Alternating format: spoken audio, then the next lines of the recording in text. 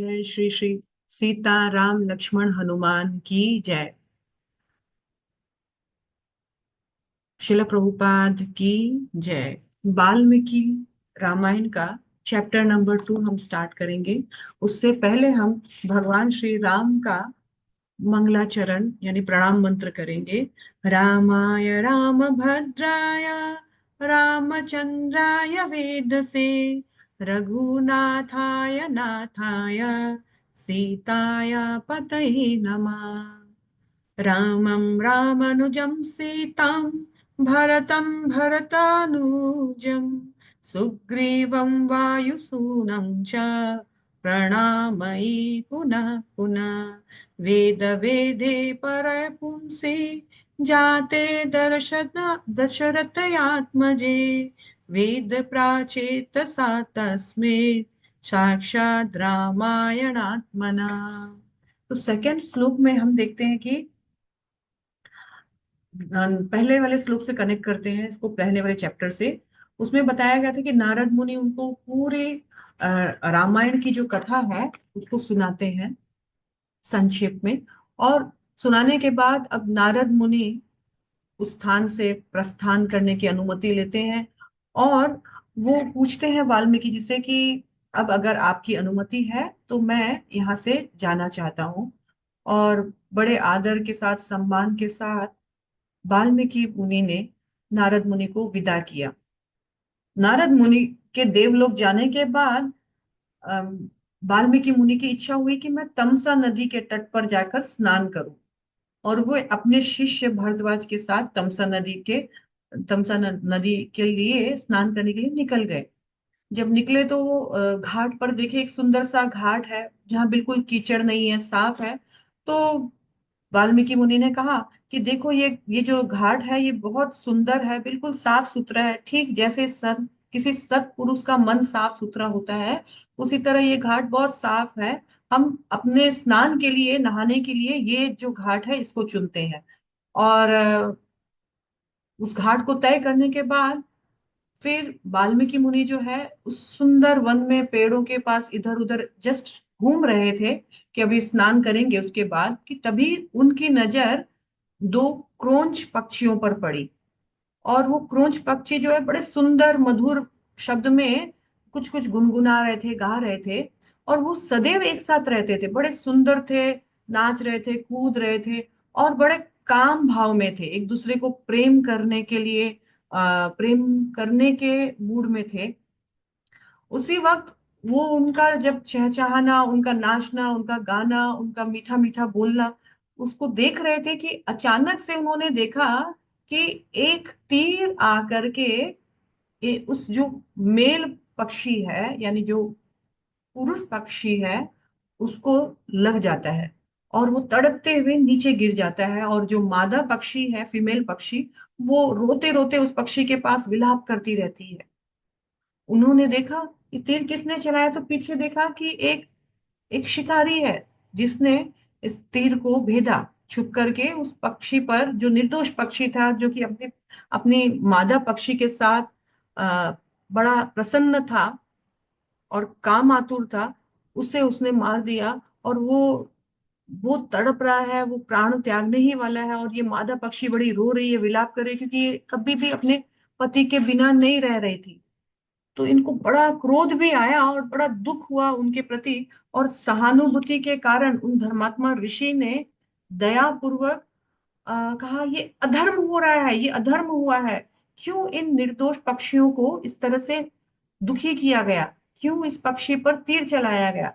और मानो उस दुख में, उस वेदना में, उस क्रोध में वाल्मीकि मुनि ने श्राप देते हुए उस शिकारी से कहा, एक श्लोक कहा, मां निषाद प्रतिष्ठाम त्वं गम शाश्वती समा जत क्रोंच मिथुना आदि अवधि काम मोहितम। हे निषाद, तुझे नित्य निरंतर कभी भी शांति ना मिले, किंतु क्योंकि तुमने इस क्रोंच के जोड़े में से एक जो काम से मोहित हो रहा था, बिना किसी अपराध के इसकी हत्या कर डाली। और ऐसा ऐसा दुख व्यक्त करते हुए, क्रोध के मारे, दया प्रस्तुत करते हुए उन्होंने दिया तो श्राप था, पर उन्होंने मन ही मन सोचा, अरे मैं ये श्राप दे रहा हूं, लेकिन ये श्राप तो मेरे मुंह से एक काव्य रूप में, एक कविता रूप में निकल रहा है। ओह, ये कैसे हो सकता है। और उन्होंने दुख तो हुआ, लेकिन वो आश्चर्य भी थे। और उन्होंने अपने शिष्य भारद्वाज से कहा, हे भारद्वाज मुनि, ये मेरा जो मुंह से निकला हुआ श्लोक रूपी जो काव्य है, कविता रूप से जो निकला हुआ जो वचन है, ये बड़ा अद्भुत है। यद्यपि मैंने क्रोध में और दुख में कहा, लेकिन पता नहीं कैसे ये श्लोक रूप में, काव्य रूप में ये इसका रचना हो गया। ये बेकार नहीं जाना चाहिए। मुझे लगता है कि इसको श्लोक रूप में, कविता रूप में सब पढ़ें और सब जाने। तो भारद्वाज मुनि भी बड़े प्रसन्न हुए, बोले कि हाँ, अवश्य ऐसा ही होना चाहिए। और ऐसा बोल करके, स्नान करके वापस ये अपने आश्रम में आ गए। आश्रम में तो आ गए, बैठे अपने आश्रम में आसन पे, लेकिन उनके मन में वही घटना चल रही थी, किस प्रकार उस निर्दोष पक्षी को उस शिकारी ने मार दिया, और मैंने जो उनको श्राप दिया वो कितना सुंदर रूप से, एक कविता रूप से मेरे मुंह से निकला, ऐसे कैसे हो सकता है। ऐसा जब विचार कर ही रहे थे कि तब भी उनके पास ब्रह्मा जी, सृष्टि के रचना कर ब्रह्मा जी प्रकट हुए। और तब ब्रह्मा जी को देखकर तुरंत ही सभी मुनियों ने, यहाँ तक कि वाल्मीकि ने भी उठकर उनका आवाहन किया, उनका स्वागत किया, उनका बढ़िया से रिसेप्शन किया, उनको आसन प्रदान किया। और फिर ब्रह्मा जी की अनुमति से खुद भी आसन ग्रहण किया। ब्रह्मा जी से मिल तो रहे हैं, लेकिन मन में अभी भी वही बातें चल रही है, कैसे हुआ ये घटना, कैसे हुआ, उसको सोच रहे हैं। सोचते सोचते अचानक से वही श्लोक फिर उनके मुंह से निकल गया, वही कविता फॉर्म में। और फिर वो ब्रह्मा जी की ओर देखने लगे कि हो क्या रहा है ये। ब्रह्मा जी मुस्कुराए और ब्रह्मा जी ने कहा, देखो वत्स, चिंता मत करो, ये मेरी ही प्रेरणा से हो रहा है। और उन्होंने कहा कि मैं तुम्हारी मनस्थिति को समझ रहा हूँ, मेरी प्रेरणा से ये तुम्हारे मुंह से ये श्लोक रूपी कविता निकला है। और ये मेरा, मेरे संकल्प, मेरी प्रेरणा से तुम्हारे मुंह से निकला है। ये तुम्हारा ऐसा कुछ नहीं है कि तुम्हारे वजह से कुछ ऐसा हुआ, तुमने उसको श्राप दिया, ये मेरी प्रेरणा थी।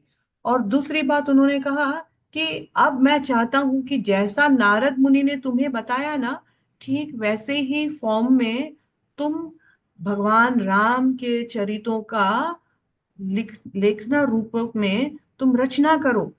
तुम रामायण यानी राम की अयणम यात्रा, जीवन यात्रा के बारे में लिखो।